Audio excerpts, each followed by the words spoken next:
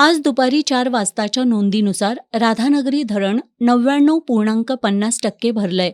राधानगरी धरणाची पाणी पातळी 347.29 फूट तर पाणीसाठा 8,321.50 दशलक्ष घनफूट इतका आहे. सध्या धरणाच्या वीजगृह सांडव्यातून 1400 क्युसेक पाण्याचा विसर्ग सुरू आहे. पाणलोट क्षेत्रात पावसाचा जोर कायम राहिल्यास धरणाचे स्वयंचलित दरवाजे केव्हाही उघडू शकतात. त्यामुळे लोकांनी नदीपात्र, पूरप्रवण भाग आणि नदीकाठच्या परिसरात अनावश्यक वावर टाळावा, असं सूचित केलंय.